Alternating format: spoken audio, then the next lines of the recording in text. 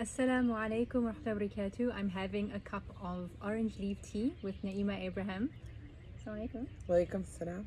How are you? Good, how are you? Good, alhamdulillah. So we're just going to have a bit of a chat this morning. And I wanted to know your opinion about the importance of suhba, female suhba, companionship as a divorcee. Right. So, Bismillah, I think that when you get divorced, a lot of times you have all these needs that were met with your spouse, but now there's this gap. And I think a lot of times women don't look to each other for that sisterhood and that suhba, that companionship. They immediately run and look outwards and say, oh, I need another spouse. But there's so many needs that can be fulfilled with just basic, wholesome sisterhood.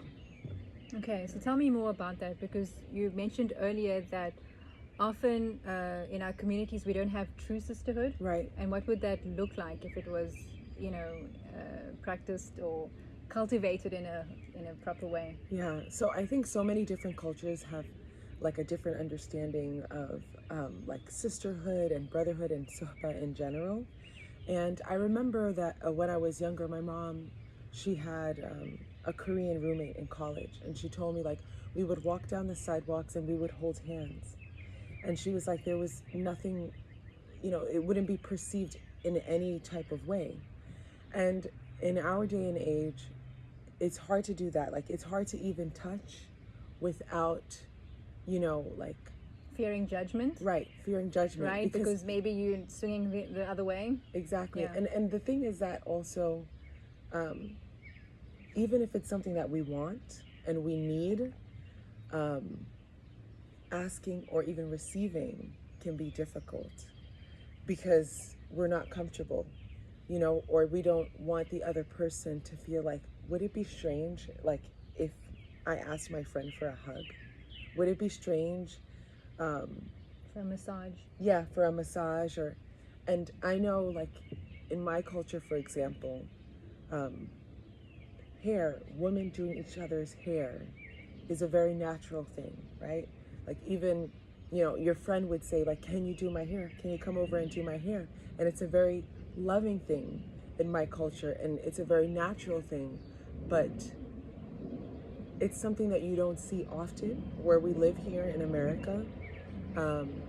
But those are like generational things that we have, that we pass down, that it's a type of like love and care that we can provide for each other. But I find that it's difficult to know where to find it and to know who to ask for it from post divorce. Right, and so in our societies, human touch is such a basic human need.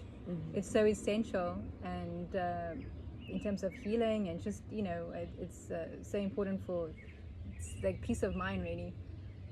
And we go through our lives without having it, Right. and then we hope that one day we'll meet someone who will fulfill this huge need.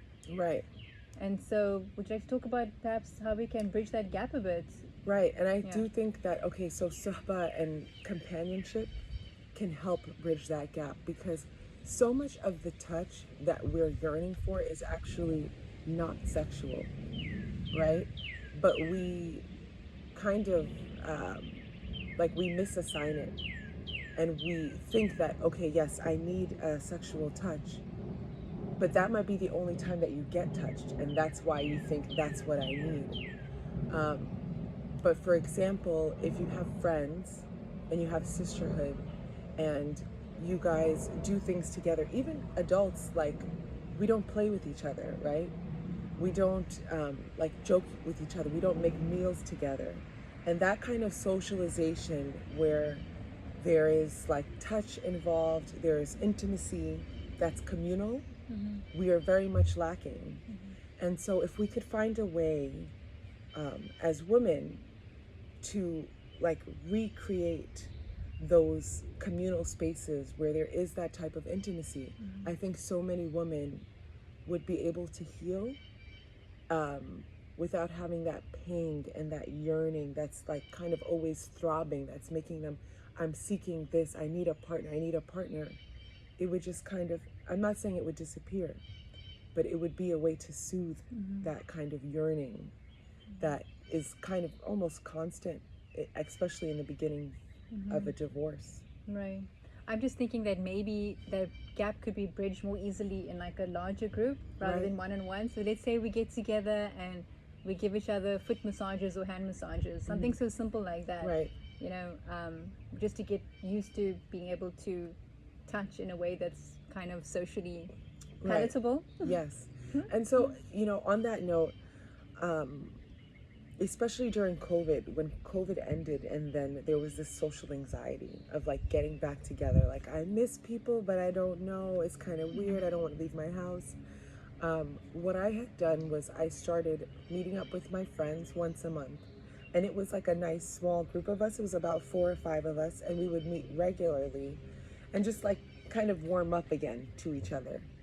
Another thing that I did, this was actually pre-COVID, was I taught a class in which we made a dough.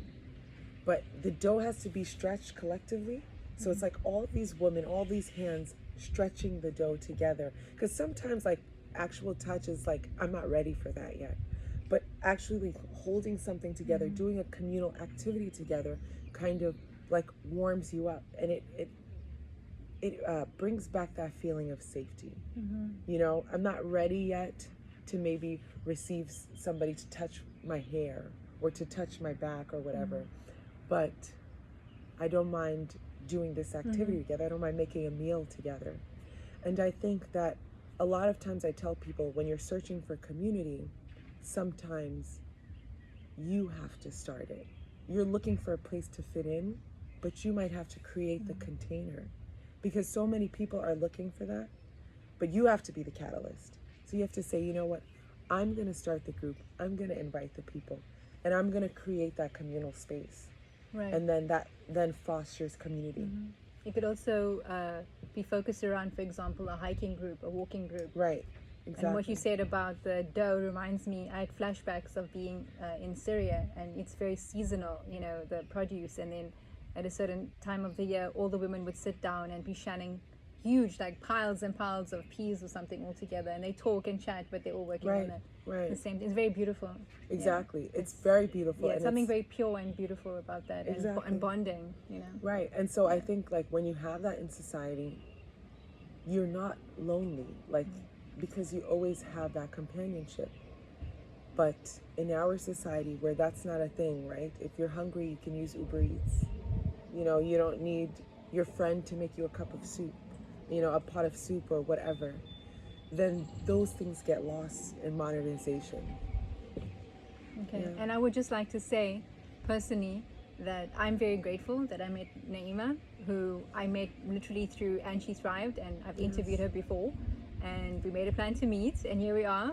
And I'm very excited and optimistic about, you know, seeing her more frequently. Inshallah. And So, and those kind of things, like sometimes I tell people, you don't have to wait for the invitation. Sometimes you can invite yourself over and see how it's received. And I too am grateful that you know, that you wanted to meet, because sometimes we want companionship, but we're scared to ask for it. right, we don't know how it's going to be received on the other Right. side. And so, and I think something else that we don't talk about is that even amongst women, sometimes we fear rejection. Right. It's not true. always like, oh, I'm scared that this man is going to reject me. But even amongst women, sometimes we fear like, can I be your friend? Will you say no? And there's a reason for that, because, you know, many women are very busy, they're swamped with work and kids, Right. and you might feel that there's like a limit to what they want. Right. You know, I want to see you a bit, but not too much. Right. Or I'm able to give a bit, but I can't. I don't hold want that to add much to your space. mental burden. I Right. don't want to add to your stress. Exactly. And so in a way, you've got to read the person. Right. I don't know how that could be elegantly done.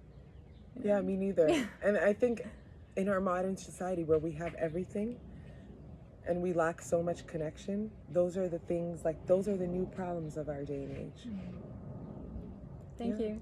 You're welcome. Important topic. Yes. Okay. Assalamu alaikum. Walaikum salam.